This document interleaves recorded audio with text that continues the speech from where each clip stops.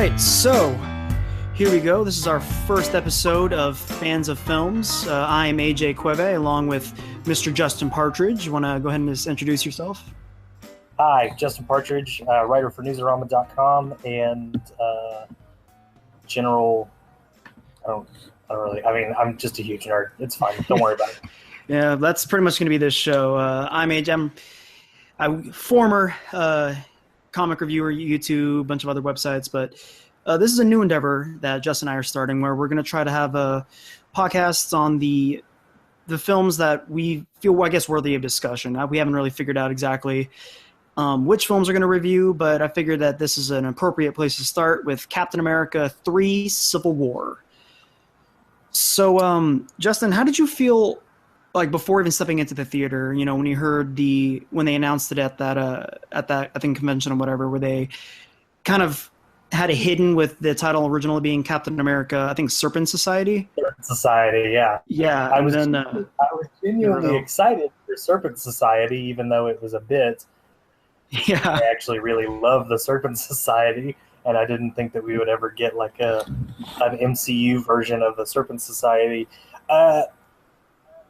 Beforehand, when it was announced, I'm to admit I was super trepidatious just because I hate the original Civil War. Did you? Oh, I hate it. I hate it so much. It's not like everything around Civil War, like the casualties of war, like all the tie-ins and stuff, I really enjoyed. But the actual core Civil War event, I could not stand. So was it, I mean, we're not reviewing the comic. So was it just the writing from Mark Miller? Was it the? Yeah, was it like as I grew older, I just kind of started to really be less and less enamored with the way Millar writes, and even now, kind of feel like a lot of his books are just kind of like storyboards for a movie that he's eventually going to sell, because his movies, his comics always friggin' sell like gangbusters. Like as soon as they're about to be announced, it seems like every other time he announces a series, it gets picked up for a movie, and just like that is very true. I just like as I started reading more and more stuff, I just got less and less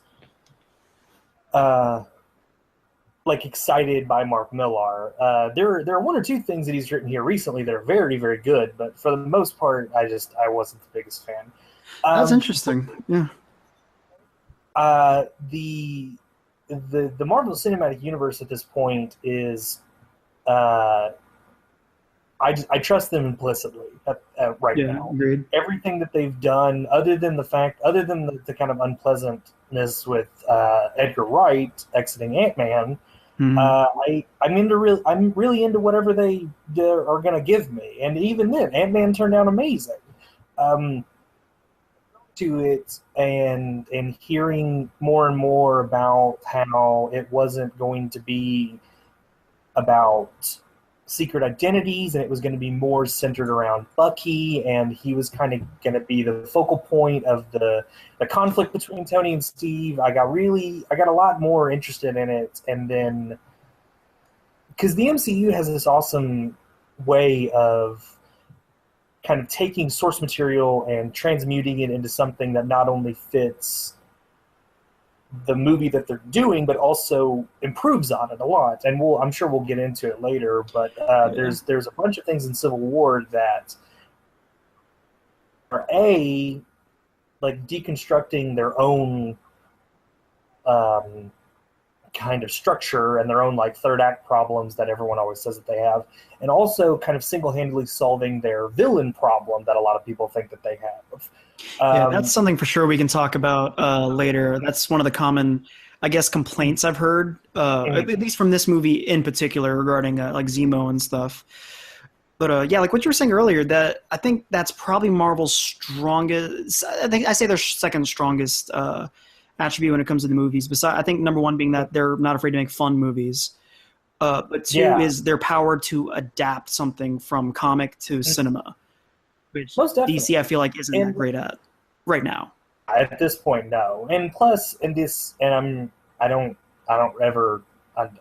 I'm sorry that I'm going to have to grace this, or I'm going to have to like sully this podcast with the mentioning of Batman versus Superman, but Marvel just seems to really understand that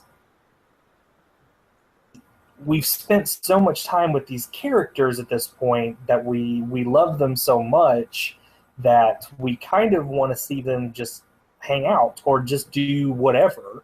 And I think that's one of the biggest strengths of Civil War is that a lot of the another kind of stumbling point, or not stumbling point, but concern that I had was that they were adding more and more and more characters to it, and I was like, somebody's going to end up getting lost in the shuffle, or it's going to end up feeling overstuffed, and I didn't want anybody to kind of end up getting sidelined or not given enough attention. But I mean, it's kind of a towering achievement that the Russos and the guys who wrote it, I forgot their name, but the Cap writers, the guys that wrote all the Cap movies and are going to be writing Infinity Wars. Yeah, Infinity War ends up getting called. They really, really did an awesome job of juggling like all of these characters and like giving everybody an arc, which isn't at all. Like I felt like every character had a really, even the characters that were just kind of like Scott and I don't know why I'm calling them by their first names, like I know them personally. Like Ant-Man and Spider-Man, the kind of later additions to the movie itself, I mean, I still even felt like they had like a complete like arc just in the small time that they were on screen. And that's a big testament to how well these writers and these directors really put character first and just kind of they make sure that they're taken care of enough to where if one of them ended up being half-baked or if somebody ended up getting sidelined, then you'd kind of feel cheated that all these characters were just there and then they just kind of were not.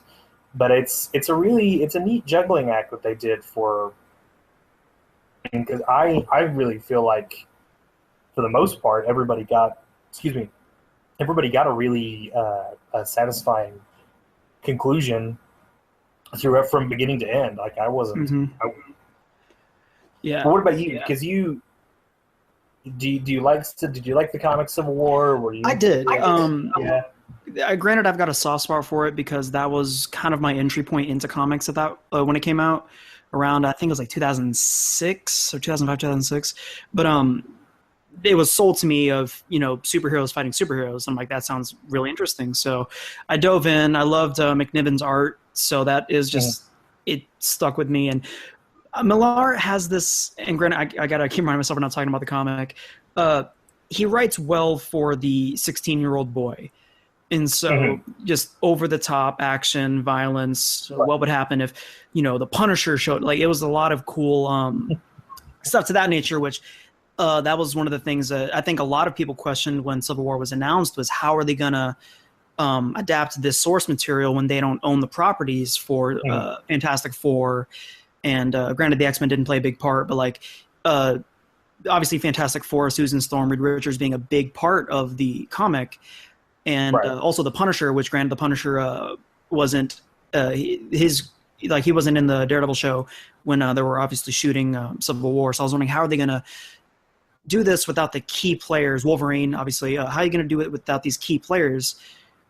And I think they did an awesome job adapting it. They took the basic idea, the skeleton of the story of there's an idea that's going to divide the group where technically both groups do have an argument, and how do they go about dividing the entire MCU at this point? And that each character, it makes sense why each character would side on the side that they chose. And I think the film did a fantastic job doing that, to where I know everyone was obviously like Team Cap, but I was one of the few people where, in a realistic standpoint, I found myself siding with Iron Man quite a bit. Right. They did a really good job and it definitely did a much better job than the comic in that you and both sides position. Hmm. It's not just well everything's black and white for Cap or everything's black and white for Tony. It just they really made sure to present each side's position and to give each side, I mean, pretty solid standing for it ended up turning out, which is another big feat just because they know these characters so well at this point that they can put them at odds but still make an audience really because when I in the theater that I was in, uh, I mean, a lot of the bigger stuff just kind of went over like gangbusters, but you can really feel like there was a genuine connection um, both with both sets of characters, Yeah, I and agree. that's something that I mean, I was expecting it to be good just because like I said, I trust the MCU kind of implicitly at this point, but I wasn't expecting it to really hammer home because I genuinely thought that at some point I was like, well, one of them is going to end up looking like a real asshole, or like one of them is going to end up looking like a fascist, or like they're just trying to like strong arm themselves into their position, blah blah blah. But as the film went on, I was really struck by how that both sides had valid standing, and like you said, you understand why the characters chose the side that they chose because it was, I mean, it fell in line with their characterization up till that point. Hmm. Yeah, I agree, and that's another thing. My experience, like you said, you're talking about your experience in the theater. My theater was not only packed, but like one of the best experiences I had, where the audience just got it and they knew what Yeah. kind of film they were getting into, and we all laughed at the same times, we clapped at the same times, and in the movie, and this goes to the credits of the writing, it was insane how the theater would just erupt with laughter during certain scenes, and then like get so quiet you can hear a pin drop just because Oh the yeah, yeah. drama is just carrying so perfectly. I was gonna mention that because it's a testament to the writers and just how well the Russos were able to juggle that tone. Because like you were saying, like there are these little huge soaring moments of like heroism and like really cool things that are happening. Quips are going back and forth, everybody's laughing, and then there would just be like just like a truly harrowing. Do you want to spoil this? I don't know how Yeah, much you want let's go ahead and if people are watching this, they to probably have spoil. already seen the It's been movie. yeah, it's like the biggest movie in the world at this point, Hmm. so I figured we'd be okay. Yeah, Like spoilers for anyone listening. the scene of Rhodey, the scene of Rhodey's fall, Hmm. where the Russos kind of frame that in wide to where it's almost a comedic beat. But even before then, there was just this. It was building and building and building to this climax, and then finally it happened. And then when he hit the ground, there was like a genuine that just reverberated through the audience, Yeah. and even more so after blasts Sam with his repulsors, and then that goes for immediately into the scene with the Vision and Tony while he's just sitting there, and it was it was interesting feeling because I don't think even I mean not really at this point in a Marvel movie I don't think I've ever felt that sort of genuine harrowing emotion Yeah, for I agree. Yeah. because I feel like this I feel comfortable in saying this may be like one of the darkest movies that they've done, but even still, it never felt, or it never felt like overpowering in Hmm. in I just Yeah. I genuinely cared about Rhodey at that point. I wanted him to be okay, and I felt like the rest of the audience were kind of sharing in that emotion with me, and it was a neat thing. I agree. Yeah, it was a great shot too. The way they they had the two sides coming, and they went to that huge wide shot where him just falling and falling. I'm like, clearly they're going to catch him. And then just that horrifying thud when he hits the ground. Yeah, they sucker you into this comfort zone of you thinking, well, one of them's going to get to him eventually, and then just like their feet apart from him as soon as he hits the ground, and just it's amazing to me. And I've talked about this on Twitter a lot. I'm a big fan of the Russos just because I'm a huge fan of Arrested Development. I'm a huge Community guy, and it's still just so to me that the people who gave us some of the best episodes of Community and some of the best episodes of Arrested Development are now doing these giant tentpole movies and really knocking it out of the park. Like exactly, yeah. Soldier, like the freeway fight and a lot of the stuff towards the end with the 3 helicarriers, I just kept like reminding myself, I was like, these are the guys who gave us the episode of Community where the study group stayed in a room for 20 the bottle episode with the pen, and I was like, and they made it cinematic as hell, like, and it was just like very simple camera movements. It wasn't anything super flashy, and then they get announced that they're going to be doing Captain America 2. And I'm like, well, Jesus Christ, how are these sitcom guys going to do in this like insane world? And then like they completely knock it out of the park, and then they outdo themselves with Civil War with this. Because I've only seen it the once, but I feel like when I see it a second time, it's probably going to bolster this view that I have. But that airport fight is the best fight scene that the MCU has produced so far. Yeah.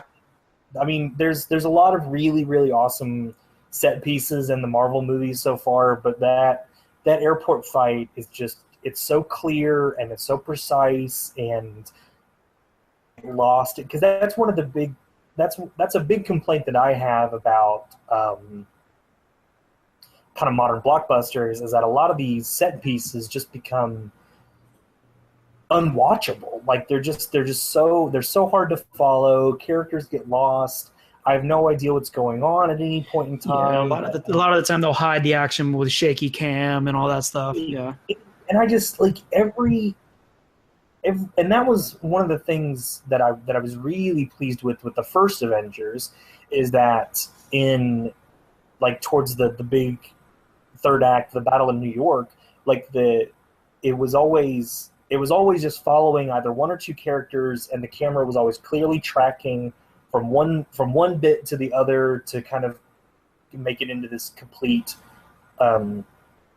set piece. And then but that airport fight, it was like a living like splash page. Like you could clearly see, you could clearly follow the action. You were getting really awesome character moments. You were still very engaged in the actual like fight itself, and it like I said, it built and built and built to this like flying down note, but it still had a really clear beginning, middle, and end, and that was one of the things that made me enjoy it so much, is that I wasn't expecting. I knew that the Russos were capable of something like that, but I just wasn't, I guess, how capable they were going into this one. Yeah, it's, again, I hate like you, I hate to have to do this, but like you're gonna always compare. You're gonna always have to compare Civil War with Batman v Superman, just because it came around the wrong time, around the same, just superhero v superhero. But the thing that I found one of the most interesting parts, where I was really satisfied afterwards, was the way the trailer handled the movie. Because that's one of the biggest complaints I had with Batman v Superman, was I felt like I saw the movie through the trailer. I'm like, okay, I know exactly from point A to B what's going to happen. And with Civil War, I was actually really happy with how they they kind of misled you with a lot of the things, like how they handled Crossbones in this movie. And how he was gone within the first like 10 minutes. Like the opening scene was fantastic with him. But I'm like, oh, okay, because that was under the impression. In my head, I'm like, okay, so I'm going to assume Crossbones is probably going to kill Cap in this movie. He'll be dead for a while. Bucky will pick up the shield, then they'll bring him back for Infinity Wars. I thought I was cocky enough to think I figured that out. But then after the first like 20 minutes of the movie, I'm like, oh, I have no idea what's going to happen then. And they did a really good job, I think, because the marketing, of course, was like everywhere, and it was unavoidable there, in like the leading up 2 weeks to the movie. But I think Marvel does a really good job of, in their marketing, they show all of their cards as soon as they can. Like, they're not trying. They know that they have to know at this point that they kind of have a built-in audience at this point. Like, there's always going to be a certain amount of people that are always going to go see these movies. About $100 million worth. Exactly. And just because they've kind of earned it. They really, really earned it.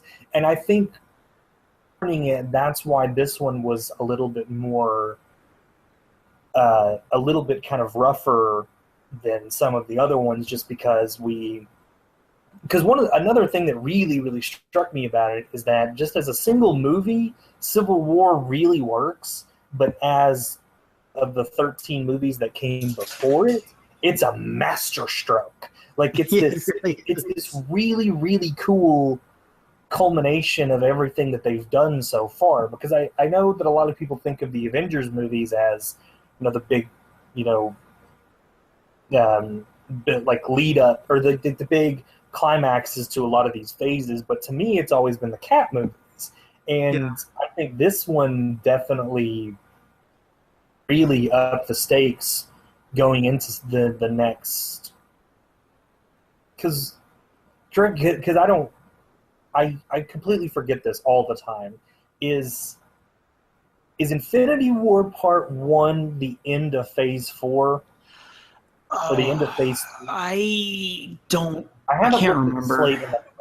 I don't remember either. Because I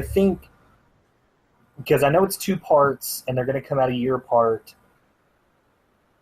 I don't know. But it always seems like the Cap movies are the ones that are the more kind of narrative conclusions to the story that they've been telling going forward from those. Does that make any sense?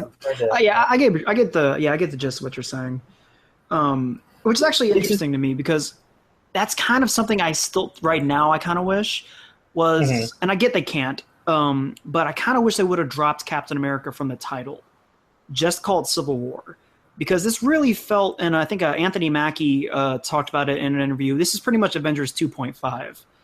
In that, because it's such an ensemble film and a lot of people get their share of screen time. I mean, I'd really want to see like a chart of showing exactly how many minutes each character got, because I feel like it was fairly distributed between like Cap and Iron Man.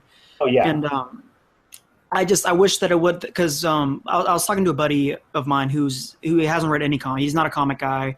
He loves the MCU, and he was like, I'm like, oh, are you Team Iron Man or Team Cap? He's like, Team Cap. I'm like, why is that? He's like, because it's his movie. I'm like, all right. He's like, it's gonna clearly it's gonna favor him. It's gonna do, it's gonna obviously have the opposition's gonna be the bad guy kind of thing. And I'm like, but like, because this film did such an even job with showing the points from, I guess, both sides, I wish they would have just called a flat out Civil War. And saved Cap 3 for, I don't know, something else. But it was a Captain America film, but a lot of the time I kept forgetting it was, just because Robert Downey Jr. got so much screen time, and obviously just that's another thing we can talk about too, is just the handlement of the side characters and stuff were just handled so well and poetic that that's something I can go for hours talking about alone, just how hype I was every time another character showed up. How excited were you when Iron Man's like, oh, I got a guy, and it cut to New York and it had the huge bold Queens pop up on screen? I'll tell you, for the first minutes of this movie, completely forgot Spider-Man was in it. So did I. I was super into Cap and him, his battle for Bucky's soul, and then T'Challa shows up, and I'm super into him, and like, but just to touch on something before I go into Spidey. I genuinely, I don't think I ever thought that it wasn't a Captain America movie. I felt like it was. It speaks back to how well they've developed these characters from like their first introductions up until now. In that I felt like everything, like the stuff with Cap and Black Widow, where they, because the scene in which he's at Peggy's funeral and they've just started to do that, they're about to go sign the accords, and they have that brief moment where she's talking about how, that she wishes he could be there, and that things are going to she wishes things would turn out differently, and then he just goes, well, why are you here? And she goes, well, I didn't want you to be alone. Mm-hmm. Like that to me was kind of like one of the more perfect moments character-wise of the movie, just because they took them from like antagonistic allies in the Avengers to like genuine friends. And I felt like just character development alone, just with Cap and Sam and when the reveal of Sharon Carter and them going after Bucky, I never really thought. I mean, I could see why people would really think that this is Avengers 2.5, just because every Avenger is in the movie. Mm-hmm. But for me, it really didn't feel like a Captain America movie. But going back to Spider-Man, like I said, genuinely forgot Spider-Man was in the movie. He said he had a guy, and so I was like, oh, so he's going to go get Panther. I was like, so he's going to finally get. Mm-hmm. We're finally going to get a scene of him saying of going to T'Challa and saying that he needs his help, blah, blah, blah. And then the Queens thing shows up, and I was like, what the hell does he know in Queens? And then it showed the back of Peter's head, and I still kept going, who the hell's this guy? I don't know. This doesn't make any sense to me.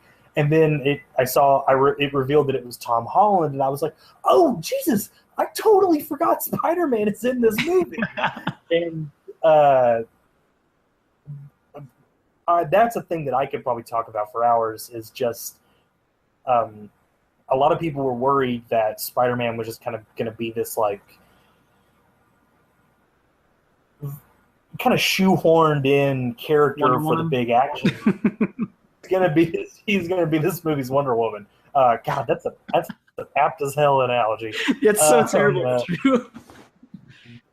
But it's interesting because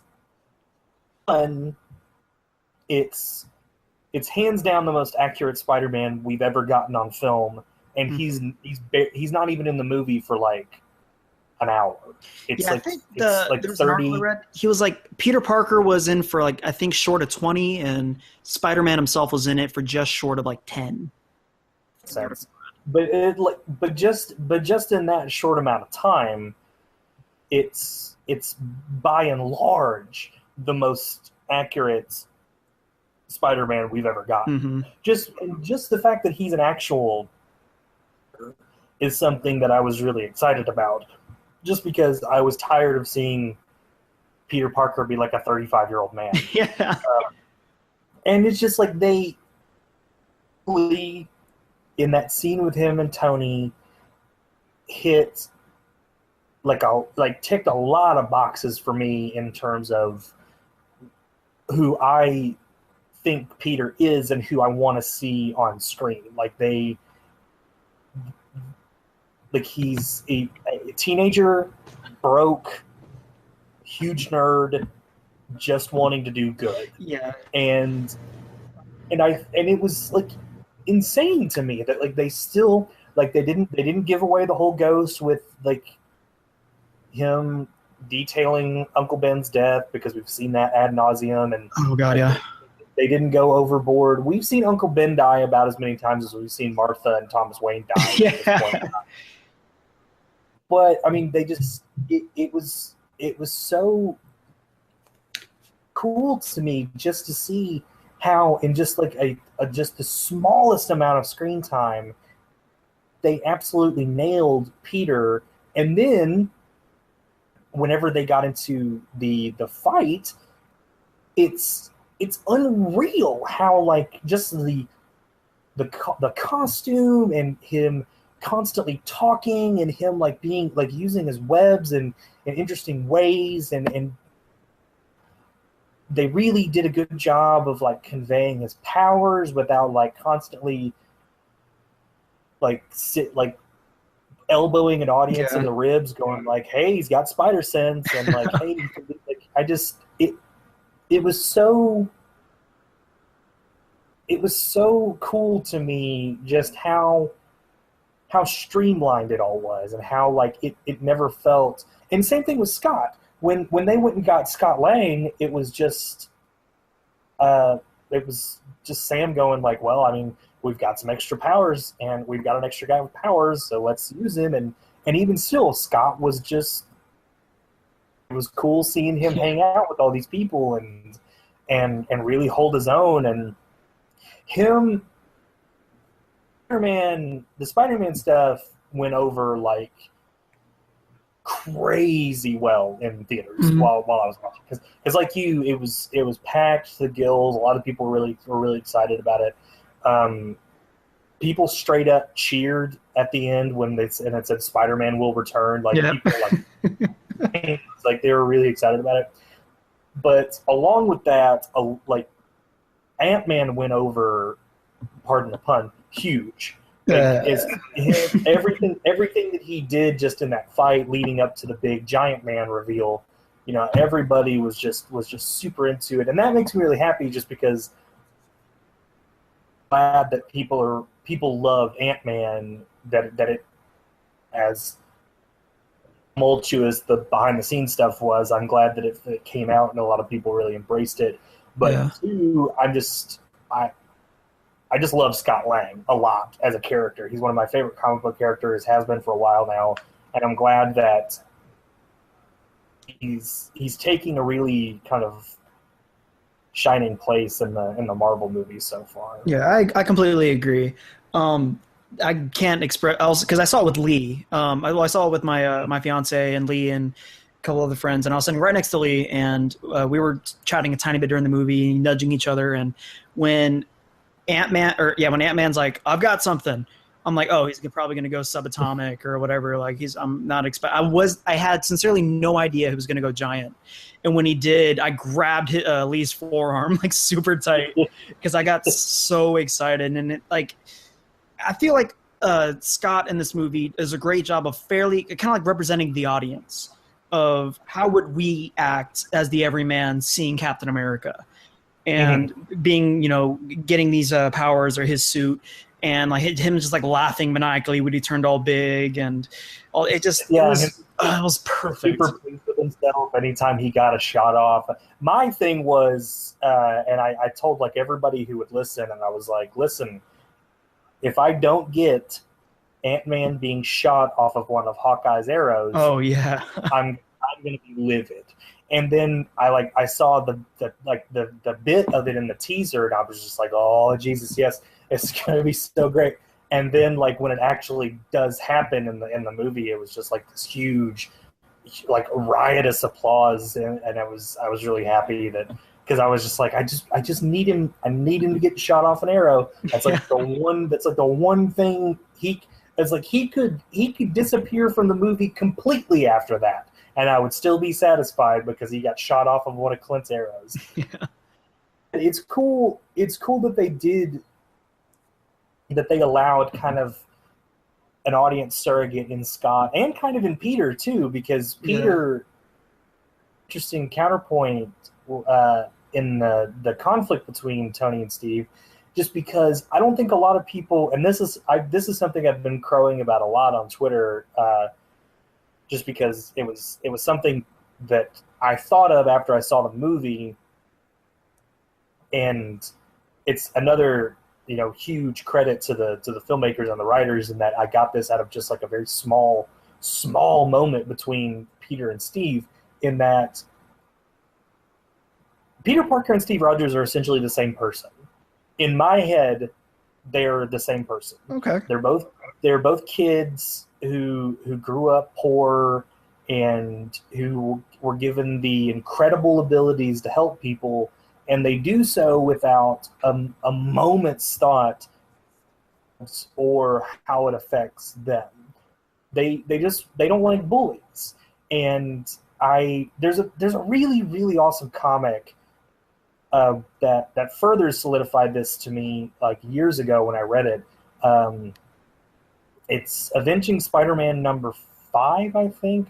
It was a team up book that was Spider-Man just teaming up with random Avengers and artists just doing these kind of anthology books. And one of them was it was him and Captain America. And I think I remember that one. Did they go to the park or something? I'm trying to remember. They have a mission in the park, but at the very beginning, Peter finds some of Steve's old drawings, which is something that, one of the things that I love, that they've humanized Steve and that made him an artist, blah, blah, blah. But I don't think they've really touched on it that much in the movies other than the first one. But he finds some old art of Steve's, and he wants Steve to sign them so he can sell them for like one of Aunt May's charities or whatever. And he kind of rebukes him and like talks about how that's not him anymore. And he fires back with this thing of like, well, do you still play with your first chemistry set? And Peter says, well, no, of course not. And then they go on this mission and trying to connect with him, and he's really trying to get through to him, and he doesn't understand why he's trying to deny this part of his existence and his past. And finally, Steve basically comes out and says, well, I don't draw anymore because it reminds me of Geek, and it reminds me of when I was pushed around. And he was like, well, if you would be reminded of that, wouldn't that affect you? And he was like, and I've kind of lost the plot here just because I'm talking about this awesome issue of comics that people should like. The movie itself solidified to me in that like tiny bit where he's like, "Where are you from, kid? I'm from Queens," and he starts he kind of chuckles and says Brooklyn, and then runs away. It also, I think, it's interesting because Peter is only there because Tony, full story. He's only said he needs to be stopped, and you can help me do that in a non-lethal way, and I need you to help. That's why I think he keeps saying, well, Mr. Stark says you're dangerous, or Mr. Stark says I have to do this. And it's very impersonal of him. But then whenever he with Steve, I think he starts to kind of realize just how similar they are. And like I said, this could be just me projecting and like me really trying to mine what I want out of this moment. But I think in later movies, or at least I hope, I think we're going to get a little bit more interaction between the two, and I think they're going to find like a lot of common ground between them, especially going into some of the bigger movies and bigger conflicts that he'll surely be kind of roped into. Yeah, I completely agree with what you're saying. I felt that oh, that's really loud. I felt that Peter would have 100% been Team Cap if he would have been given the full story. And I think even Iron Man felt that in the scene where he's like, I just want to help people kind of thing. And like Robert Downey Jr. takes his pause, and this is just for me as like a film nerd. I felt like there was a lot of internal conflict in his mind at that point. He's like, wow, you totally remind me of Steve. Is really masterful in that it's very intimate, and it's some of the rawest we've ever seen Tony, just because he, and this is another thing I was talking to her about. I think that Tony, in one of the main reasons that I think he's recruiting Peter and getting to know him a little bit more is that Peter kind of represents to him his lost childhood and like his lost connection to a family unit, to where Peter is doing things specifically for his family and Queens. And I think Tony, and once again, this could be just me projecting and like me just thinking of things with like a shipper's brain, but I think there's a lot more subtext in that scene than people realize, and I'm hoping that when I see it the second time, I'll be able to kind of solidify that thought in my head. But yeah, it's a really impactful scene because, like you were saying, it's like Downey Jr.'s playing it very straight, and he's playing it very very muted, and he's not the usual kind of bombastic, wise ass that we're used to seeing. Is that he's just with this kid, and he's really trying to I'm not sure. I think there's just a lot more layers in that scene than beyond him just saying, "Well, I need you for this fight." Yeah. I mean, I can spend like hours just talking about Spider-Man in this movie alone.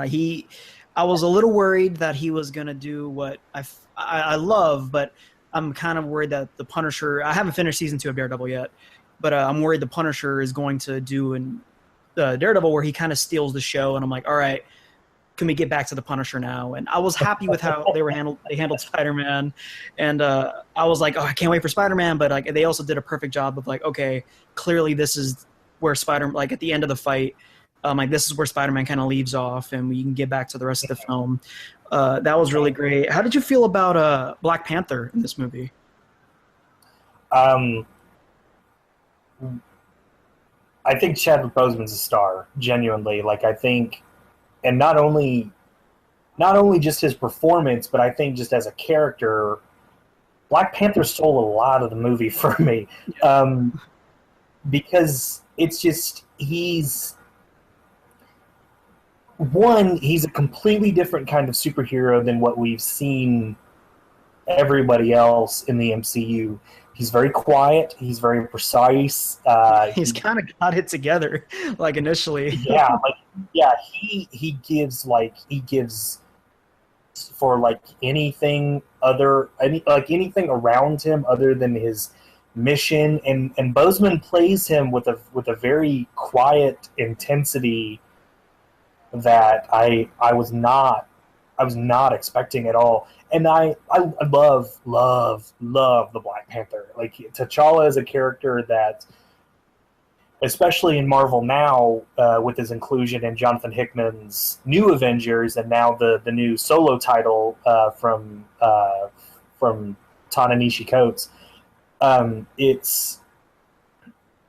it's cool that they realize that they have a completely different character on their hands, or a completely different kind of character on their hands, so they display that very well. And I think the most tactile example I can give to this is that, like, every time Bucky or Cap or anybody else like jumped and hit the ground, there was always a sound, or there was always some sort of like when Cap,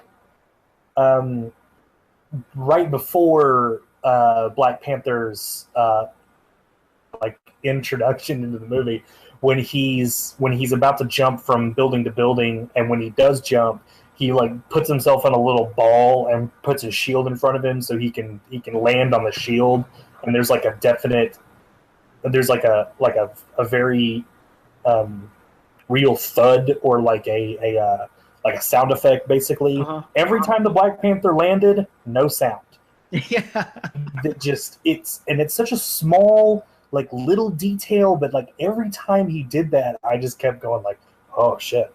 And then like just the way that he moved, and the way that he fought, and it just I was super super into it. And he was like, I liked him being like kind of this steely counterpoint to all of these other characters that just like talking, or like constantly having to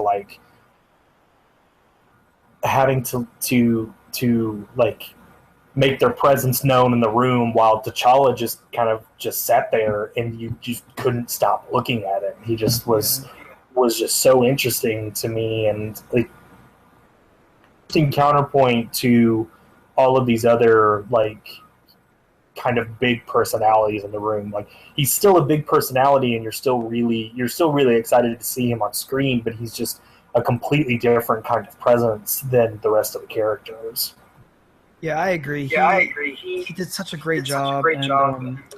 His costume looked good, and just, even when he was fighting without the costume, when he was fighting, I think it was Bucky right after he broke out. Just Chadwick Boseman in and of himself, like that guy he could be a legitimate action star with like his choreography and stuff. He didn't look like somebody that was just. Everybody did a really awesome job just with their fight choreography, and that like I never thought, I just in my head like I could suspend my disbelief in thinking like, oh, those are the actors that are actually fighting. And then like you see him out of costume, and like he looks like one of the characters in the Raid, where he's just like throwing cross kicks, and then like and then whenever he fights Cap in the airfield, and I was very very into his portrayal, and I liked that they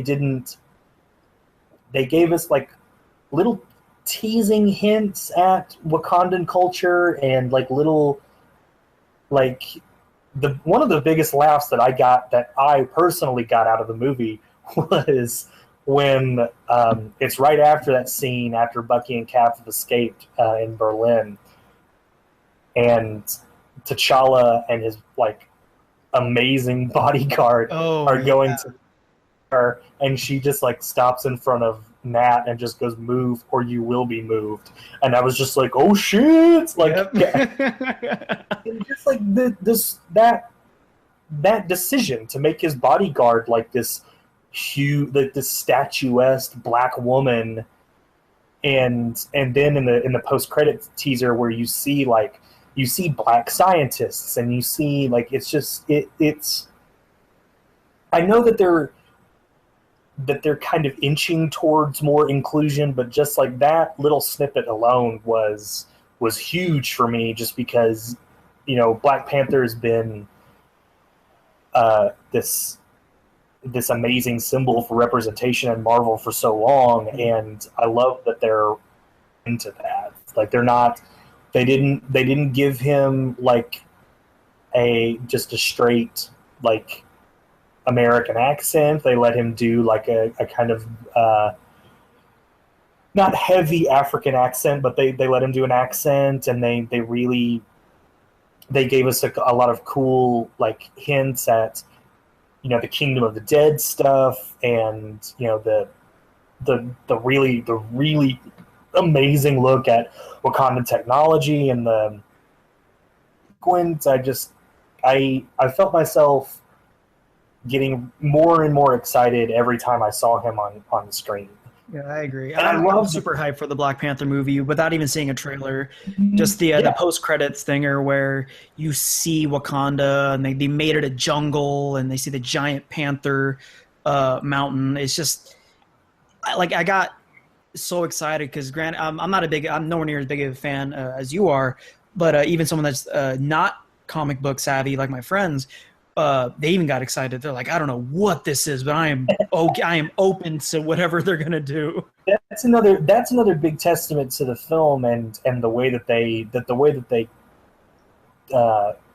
presented him, and that the fact that we really don't know that much about T'Challa at all, and from consensus that I've been hearing just with not only just talking to you but talking to other people, and that people are super super excited for like anything else that he's going to do, and they know like nothing about. I mean, they know he's a king, they know he's got an awesome suit, and like that's it. And the way that I've just been describing him to people is, I was like, imagine if you have the Captain America and the genius of Tony Stark, plus he's a friggin' king of the most of the most technological advanced society in the world that has never been invaded. And they're like, well, Jesus Christ, that sounds amazing. I was like, no, he is amazing. Yeah. And they did, and it's the same thing with Peter. Like they didn't really like really flesh out Peter or T'Challa that much, but you're still very excited just based on the amount of screen time that they got. Yeah. And that's a big testament to the filmmakers themselves. And just like I said, it goes back to them being character first film storytellers. Like they have these characters, they know that people are invested in them, and they have a large amount of room to take them bigger and better places. Yeah. And even just like, like with the vision, like the very small, like with the vision of him trying to cook for Wanda and wearing like real clothes because he knows that it's off-putting for other people to see him without clothes. Yeah. Like that's really cool to me. It's just small little character moments like that mean a great deal. Yeah. Especially to me, just because I don't feel like a lot of these movies, and this kind of going back to what I said when we first started, they kind of solve their problem with like, because the big complaint with these movies is that, well, it's going to end with protect a city or them trying to get something away from somebody else before something happens, and the evidence is there, but then like parts, and then it becomes like this very personal drama, basically. Like it just, yeah. I mean, yeah, it also concerns a super soldier and a guy in like a fighting, but like it still feels super personal, and I thought that was cool that they kind of solved both their structure and villain problem in one fell swoop, just with like, not every movie has to put the world in danger. Like, not every movie has to be like these global stakes or a race against time. Like, it can be just because his family and he wants vengeance. Like that to me is so much more narratively satisfying than just going like, oh well, we've got to stop this island from hitting the earth and blowing everything up. Yeah, I completely agree. That was first of all, that twist, like, I'm actually disappointed in myself. I didn't see it coming, but that really pulled me back. I'm like, oh my god. Yeah. The second the Zemo started playing that clip, and Tony was like, oh, I know that street. Like, all the small pieces came together in my head. I'm like, oh wow, that is good. It's so cool because like they use both that clip and his voicemail as this kind of like framing device to where like you're like, okay, well, you keep showing me this, or you keep playing this thing, so it's obviously important, but you really forget about it until like you can't forget about it. Yeah. And then it because what I kept thinking is that did you ever read that one Ed Brubaker where the head of Roxxon got infected with the Red Skull's consciousness? No. The Red Skull was like trying to use his connections and his personality to start World War III. No, I didn't, but that sounds amazing. It's really awesome. I mean, Ed Brubaker's Captain America is awesome from top to bottom, but it's one of the more clever things that he did right before Rebirth. Excuse me. But I kept thinking I was like, okay, well, they're going to do that turn. They're going to reveal that it's not the real, I say the real, the comic Zemo. That's this, insane despot that wants racial purity and stuff like that. And or where, because as soon as they started saying that Bucky wasn't the other Winter Soldier, the only Winter Soldier, I was like, well, okay, there's our third act. They're gonna get to Siberia, and they're gonna have to fight all these nutty like super soldiers, and it's gonna be this big awesome thing. Exactly, me too. I'm gonna be into it, and then it gets in there, it starts to build. And Zemo is like, why the hell would I want more of you in the world? And then it becomes, instead of going macro, it becomes micro, and it's so much more satisfying just because he essentially wins. Like he kind of like he got his version of vengeance, and but I kept thinking that it was going to be like this big, grand comic booky turn, or like they were going to go like really insane, and something was going to like really, really big was going to happen. But as it got smaller and smaller, leading up to that amazing scene, Gala in the snow, I was completely floored, and so much so that my first viewing thinking going, but I think now Zeno's probably one of my favorite Marvel villains, if not my favorite Marvel villain, just because it's not some sort of like despotic plan, or he's not just out to destroy everything. He's just out to get his version of vengeance. And I agree. That's what I talked about at the beginning of the podcast when I read this one article on Facebook that really it bothered me. But this guy was pretty much talking about like he hated Marvel's interpretation of Zemo. He's like he's nothing like the comics, and yada yada yada. And I'm like, a lot of the people that were defending the movie, like myself, were saying that he's probably one of the only villains that gets exactly what he wants. Mm-hmm. Yeah, most definitely. Yeah, like he's like, I'm not gonna. He even admits, I'm not gonna destroy you. I'm just gonna like implode you. I'm gonna divide you guys, which is exactly what he does, and does it perfect. Like it happens, and so that's what I found most appealing to me, is that this guy was probably the most rational of villains in regarding scale. And like, he wasn't just like murdering willy-nilly. Like I think that scene in the very beginning where he's trying to get the book from the Hydra agent, I think it's really telling, where he set him up in a situation that's very clearly going to kill him, but he states like at the top, he's like, I don't want to do this. I don't relish death and bloodshed. There's no gain in it for me.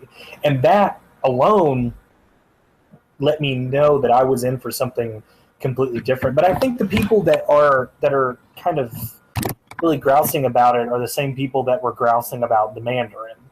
Oh yeah. Which that Mandarin twist is still one of the best things that's ever happened in an MCU movie. I think it's brilliant.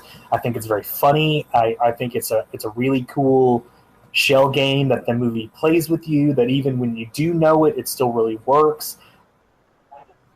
Making the stakes of this movie personal, and through this big, superhero conflict, I think makes it work so much more than it being him just a guy in a purple hood that wants to murder Captain America because he wants Hydra supremacy.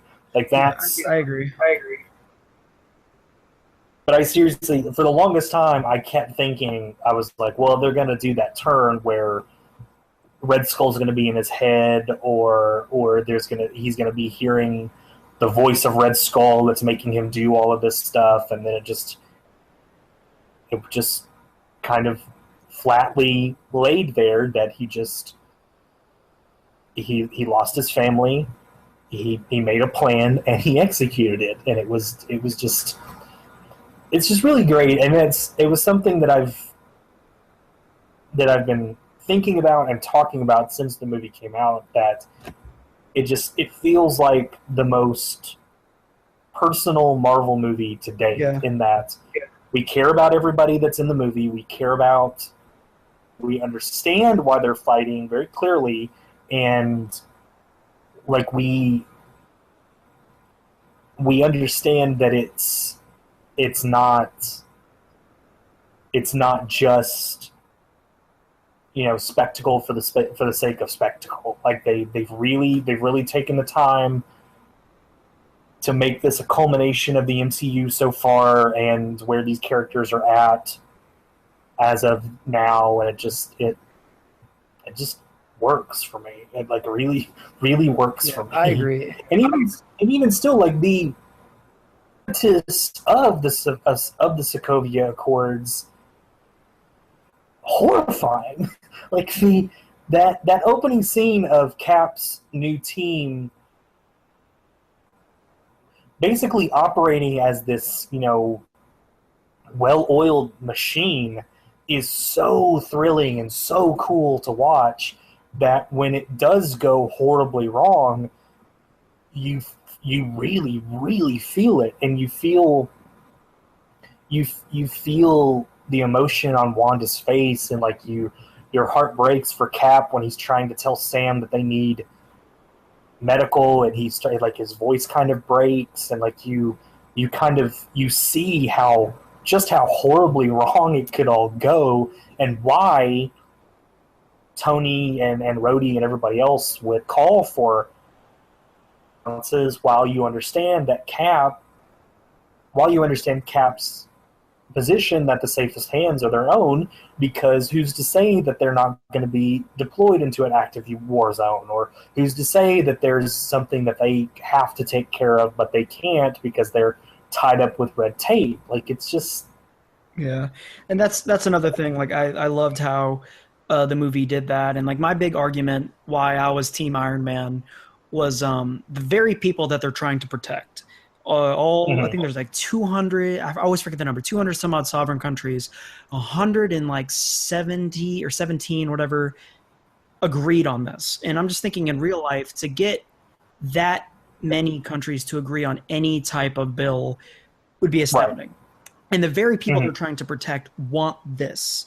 And that's why I always, that's my argument when I'm debating with someone about Team Iron Man, Team Cap, is like, as a person, for me, it's easy to say Team Cap because you know Captain America's intentions, because we've seen him intimately in the movies. You know he's pure heart, just sincerely wants to help people. But in reality, the average American wouldn't get that kind of information. They wouldn't know. It's just these crazy powerful gods and stuff that are capable of just, like, lifting the planet and dropping it. Like, would you feel safe knowing that there was, and it's not the U.S. government, it's literally the culmination of the world, somewhat giving them guidance, and that, okay, there will be repercussions if you do something wrong and stuff, which, I mean, and that they're go ahead. In a building in upstate New York. Yeah. At any point in time, they can just blow into your town, and I think it's also very telling that Tony makes his decision when he gets a human face put on it. Which also, can we talk about how fucking cool it is that Alfie Woodard just showed up for like one day, blew my mind, and then just left. Like, and his role was great. The self-cooking hot dog bit was freaking great. And just because it harkens back definitely to the first Iron Man, in that Tony realizes the repercussions of his own actions when a human face is put on it. In the first Iron Man, it's Jensen and the realization that, you know, the Ten Rings are using his weapons to kind of raid people, and then in this one, it's her literally saying, "Who's going to avenge my son?" And I just like it just goes back to the personal stakes making it so powerful for not only for Tony but for Cap as well, because Cap in his head, the safest hands are still our own. It's him wanting to operate the way that he feels that it should be operated, while Tony is faced literally with the fallout of his actions, and once again he has to take responsibility for it.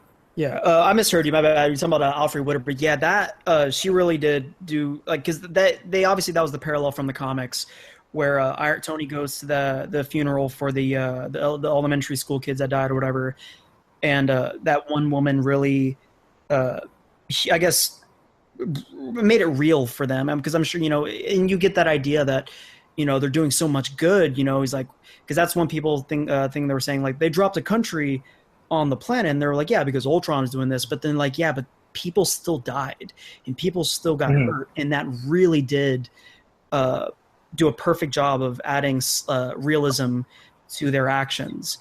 And so yeah, she did a fantastic job. I was thinking of when Jim Rash showed up. And yeah, I was going to mention, I love that the Russos just can't not put Community alumni in at some point. Never stop doing that. I better see freaking I'll even take Chevy, frankly, pop up in friggin' Infinity War as like an alien. Or did you notice Starburns shows up? His name is Alex, AJ. I've heard that it's there, but I haven't seen it just because I was keeping on the lookout for it, but I didn't. Did you see the blue stair car at all? I didn't. I was that kind of mad because, like, yeah, that's from an air, like, even in the show, that's a stair car from an airport. So I'm like, that's kind of a loose Easter egg to have. Oh, but see, I didn't even think it, because I just kept. I remember people saying that the stair car was in the movie, but I didn't get a chance to. I kept telling myself to look out for it, but I completely missed it. Yeah. Where do you think they go from here? Where would you like to see from the ending of this movie? I'm sure, I don't know if you got it too, but just based on even the costume, I felt that they were setting up a Secret Avengers type initiative where Cap and, pretty much the anti-registration or anti-whatever team would go Secret Avengers, to where they're still, and that's why the ending was absolutely perfect, where yes, Iron Man and Cap disagreed, but there was still that ultimate underlying tone of, if there is ever something wrong, I will be there in a heartbeat, which to me is kind of the way of saying, did Zemo really win at that point?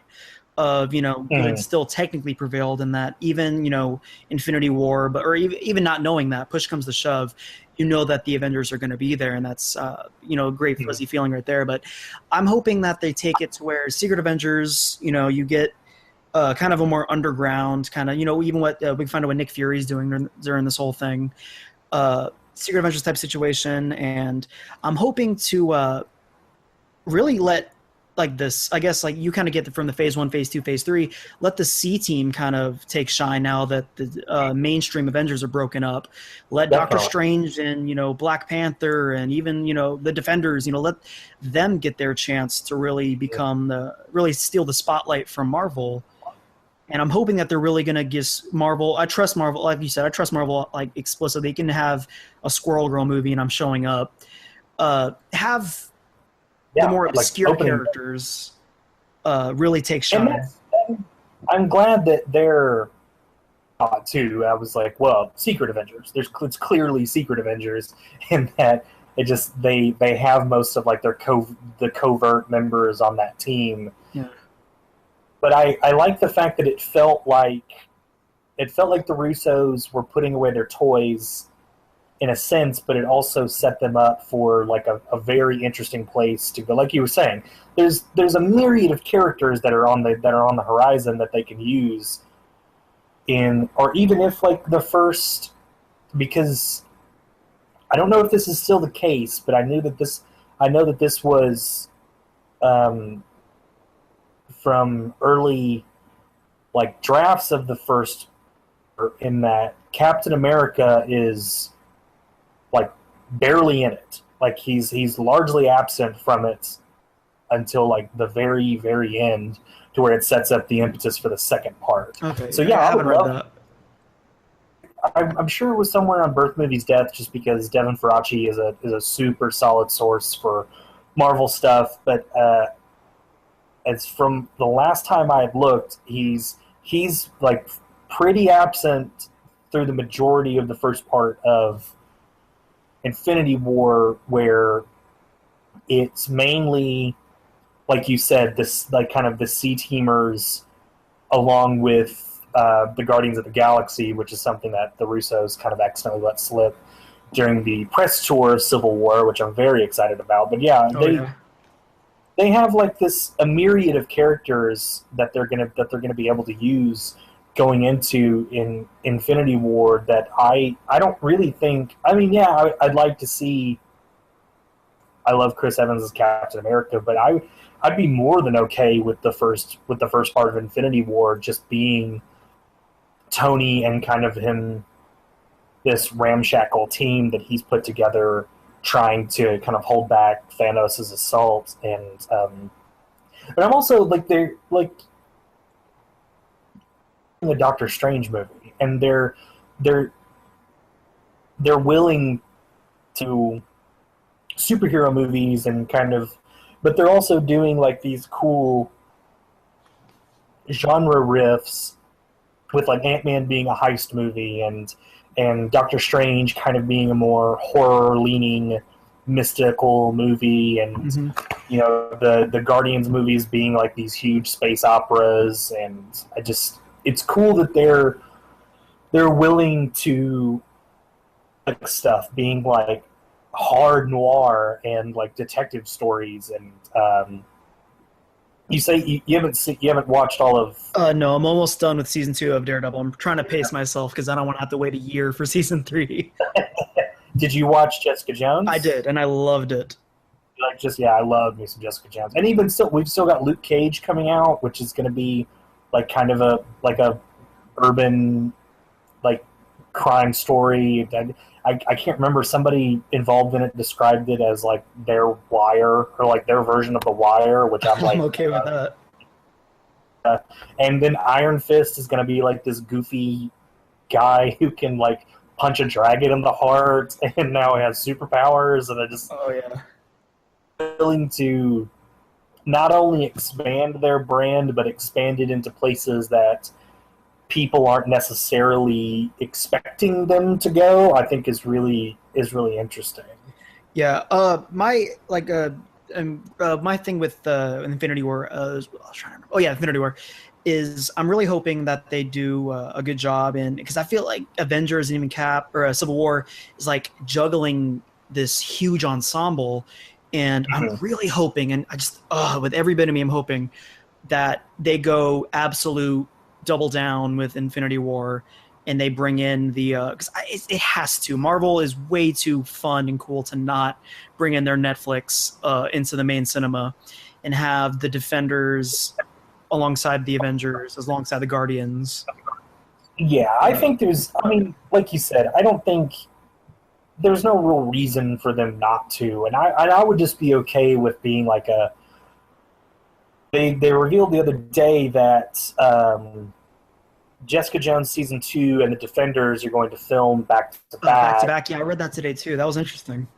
I mean, because I like that there'll be a little bit of overlap, but even if it's just like a quick scene of the Defenders having to like hold Hell's Kitchen from more Chitauri or like whatever aliens that Thanos is trying to use to take over the Earth, like that's more than okay with me. It would be cool to see a lot of those street level heroes interact with kind of the bigger guns, just because I always really like that in the comics.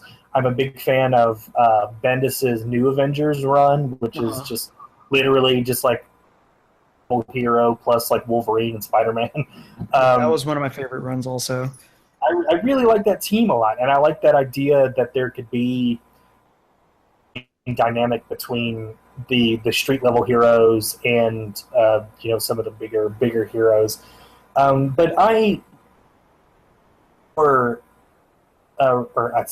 Civil War really alleviated a lot of that worry that I had about it being overstuffed or that characters not getting attention, just because I feel like the screenwriters and the Russos especially really, really handled the pretty large cast very well, and I didn't like I said, I didn't feel like anybody got a short shrift, or like if anybody, I don't feel like anybody was like particularly sidelined or kind of shuffled aside just for the sake of Cap and Tony's story. I was really pleased with it. And I think that goes back to their backgrounds, in that they're used to kind of juggling A and B stories that involve multiple characters in each time, so they know how to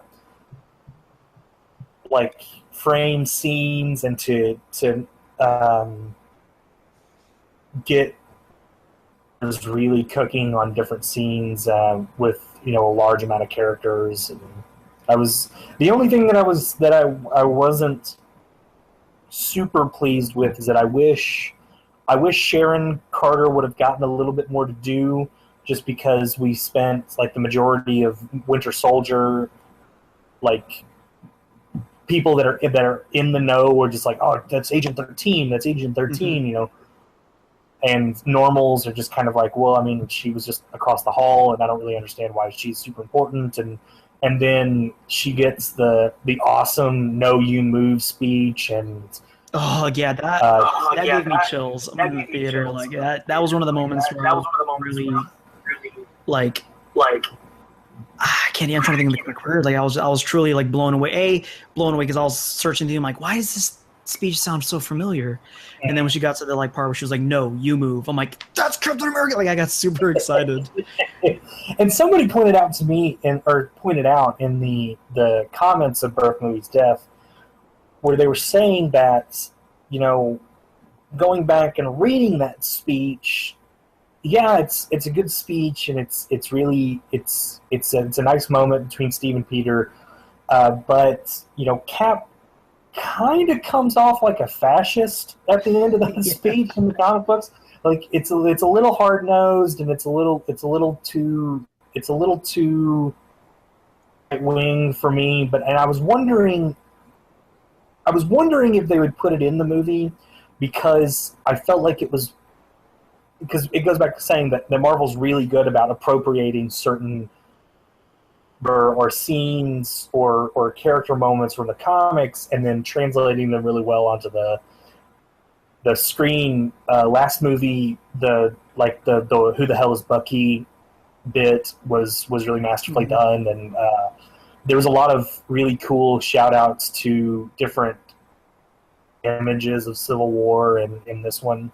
So I was wondering if they would do that speech, and then when Sharon started to do it, it really, like, making it be something that Peggy said, and not only something that Peggy said, but something that she had handed down to Sharon, really not only softened the speech to me, but gave it a completely different life that was kind of lacking in the original context in the comics. Yeah, I agree, and the fact that she led it with she was saying like, if you can't compromise when you can, but when you can't, don't. Mm-hmm. And I liked that a lot. It added a lot of it toned it down just a little bit to where it wasn't so fascist, and it wasn't such a I'm right, you're wrong, do what I say kind of speech. Right. But I think that was absolutely, it was handled amazingly. I loved the another thing I wanted to talk about was when they had Red Wing, their Marvel's interpretation of Red Wing was fantastic. And I was so excited. I'm like, why is that? Like, oh, because my fiance was right next to me. I'm like, in the comics, that's an actual Falcon. Like, I'm sure I bugged her the entire movie doing little things like that. But I think all in all, something else I wanted to mention was longest Marvel film to date. That was another thing. It is? Yeah, it's 2 hours 20. I don't want to say 26, but like 20 minutes longer than the Avengers films. Longest Marvel film to date, and it didn't feel like that to me. which was just also testament to the writing and the direction of how it was paced perfectly. Yeah, you just telling me that now, it never at any point in time felt like it just, and I think a lot of the Marvel movies are like that, and that where it just they all kind of move at a very kind of brisk pace to where it's not just you counting down the moments between, or like you're super engaged in it. Because I mean, I genuinely theater and then turned around and bought another ticket and saw it again. Like I had so much fun with it, and it kind of adhered to that famous Joss Whedon quote of you can make it dark, you can make it tough, and you can make it hard to watch, but like Jesus Christ, tell a joke afterwards. Like it felt real, and it felt human, and it felt really tough in parts, but it just I had like a lot of fun with it. I'm sure. I know a lot of people. I like seeing when a new one comes out, and people shift around their favorites, and they give you their big list. And I haven't done that just yet, but I couldn't see it not top or cracking the top 3 at least. Yeah, I agree. This is, and granted, I try not to say this try to make it concrete just because I'm still off the high from watching the movie, but I think it's honestly my favorite Marvel film to date, just because it was just a good film, just even without the comic knowledge and stuff that we have. To me, it was just a sincerely well done film.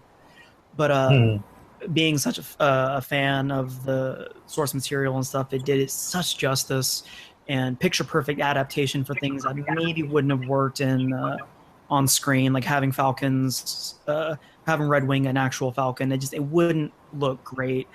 I'm happy with the pacing and how they did justice to every character. Like I was happy with how they handled Pepper Potts. They have her and Iron Man going through a breakup, which adds depth and story to Tony and stuff, but also it handles having Gwyneth Paltrow in the movie and trying to feed her lines, and because they're going to have to give her justice also of because Iron Man's going to have to listen to her and take heed to what she says. And to me, that helped alleviate that problem of just they broke up. I'm like, okay, I completely accept that. That's fine.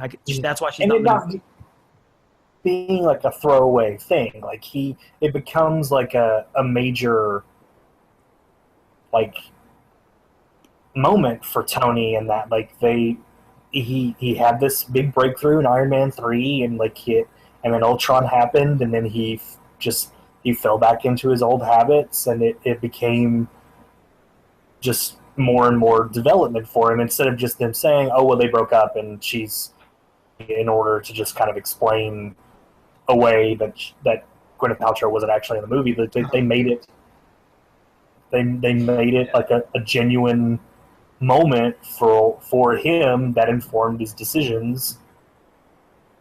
Yeah, which is also great, because one of the complaints you're one of the few people that agree with me in that I loved Iron Man 3, and people were complaining that don't like Iron Man 3. Are you kidding me? There are people that say they don't like it, and because it misleads the end of Iron Man 3 to the beginning of Avengers 2.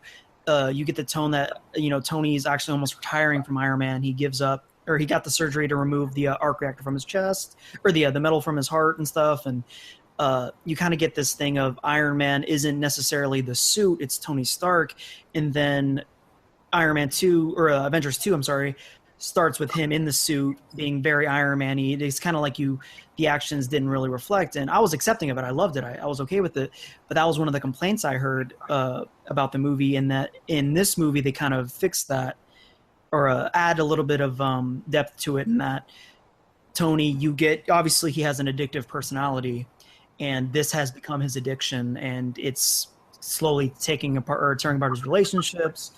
And that's one of the things I really liked, and how they handled Gwyneth Paltrow's character in this movie. And Steve even says that the Avengers are Tony's family, even more so than it was for Steve. And that's like, I'm blown away that anybody could see Iron Man 3 and A, not like it, and B, misunderstand its ending that much. In that Exactly.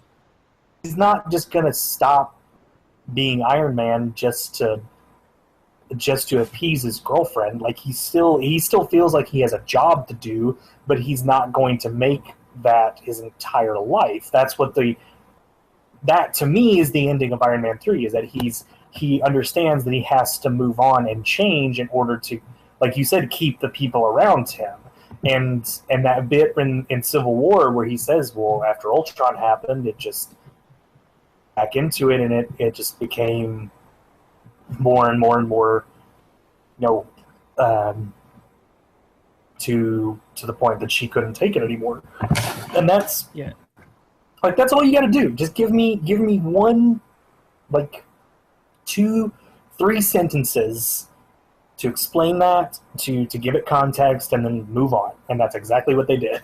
Yeah, I interpreted Iron Man 3 the same way also, and I completely agree.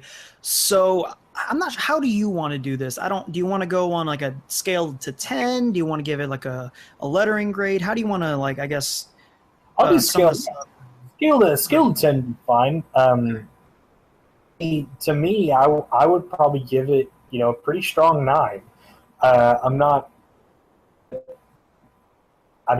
really sure what could have really put it over into a 10, but I feel pretty confident saying it's a 9, just based on the strength that it's like I was saying before, it's a really awesome single movie. It's a movie that people that aren't familiar with the MCU could walk into and be provided the proper context and be entertained by it.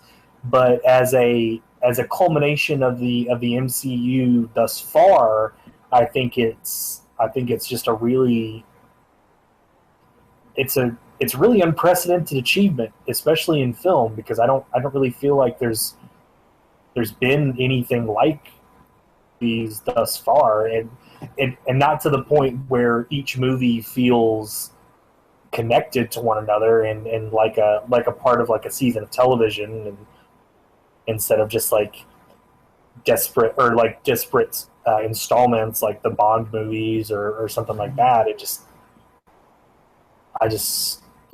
Like a strong 9, I think. Yeah, I hate to have to be the guy that does it, but like I can't not give this one a 10 for me personally. Yeah, just because to me this was like the perfect movie for what the goal was, and what the goal was, expectations, like everything that I had going for this movie, it exceeded all of them. And even little questions I had, like before, walking into the theater of, I'm like, how are they going to adapt the Registration Act into this? And having Thunderbolt Ross come in, all that, it got me excited as a fan, where I want to go back and read the comics again, and like all this stuff. And just from a film standpoint, I thought everything was done perfectly, and the way they were able to balance an entire ensemble of heroes was just mind-blowing how perfectly well they did that, in my opinion. How they handled Spider-Man and Black Panther, and having them, first-time appearance in the MCU. And that was another, just because my girlfriend, or my fiance, loved Andrew Garfield as Spider-Man, and I was not a big fan of the Amazing Spider-Man movies, just because my big problem, I felt they didn't get the tone right with Peter, and they made him too cool, and just little things that I can go a whole episode on that.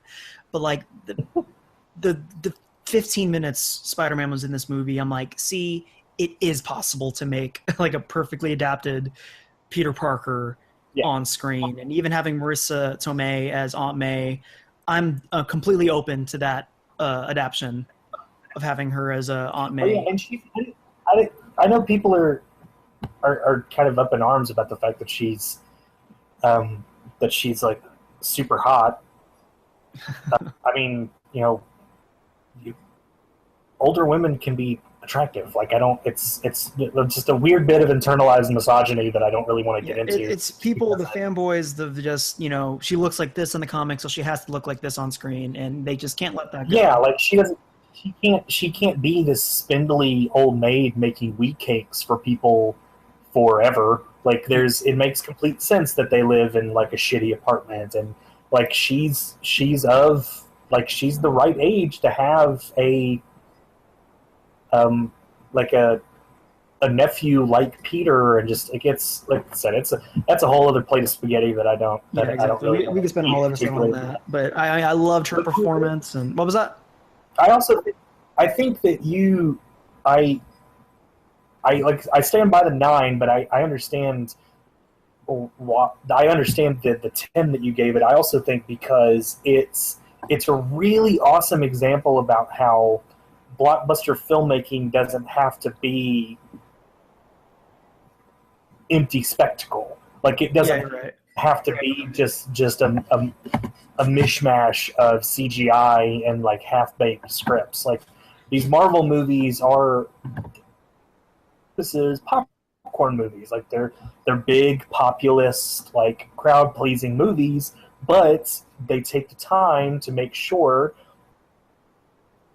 that the script is in a like a comfortable place, and they make sure that their characterizations, their story. Like it doesn't have to be every blockbuster has to be Transformers, or not every blockbuster has to be Batman versus Superman. Like there are and companies and creatives out there that really want to make these movies, but they want to make them well, and they want to make them movies that are popcorn movies, but kind of transcend that. While I'm 9, just because I'm not entirely sure. I mean, Samurai is a 10 probably, but that's just that could be a whole other episode. I understand not only the enthusiasm behind it, but like the huge outpouring of support for it, just because it's a populist blockbuster movie that doesn't are idiots, and like doesn't like really wants them to have an experience instead of just, oh, I'm going to sit in this dark room for an hour and a half and get shouted at, and for however long amount of time, and I immediately forget it as soon as I leave the theater. Like there are ways to do these very well, and there are ways to do these that make them matter and kind of make them what they're supposed to be. And I think Civil War is a really, really strong example of that. Yeah, I agree. And that just about might wrap this one up. I feel like we can spend like a whole another hour or so talking about it. But I mean, just that's granted, we gave it such high grades. We obviously really like this movie. So yeah, this was the first episode of our podcast. We'll try to keep this going. See, next movie, we'll decide between us which one we want to do. You can check us out, Fans of Films, on Twitter of the Fans of Films, Facebook. I think we got all those going. I'm even working on a website to try to get this stuff going, try to get this on iTunes. Justin, is there anything you wanted to go ahead and plug while you're at it? Like I said, I'm at Newsarama every day, most days, Monday, Tuesdays, Wednesdays, and Thursdays. I write comic book reviews. I'm on Twitter at Newest Universal. You can follow me there if you want to hear my thoughts on WCW Monday Nitro from 1996 that I've been watching a bunch of.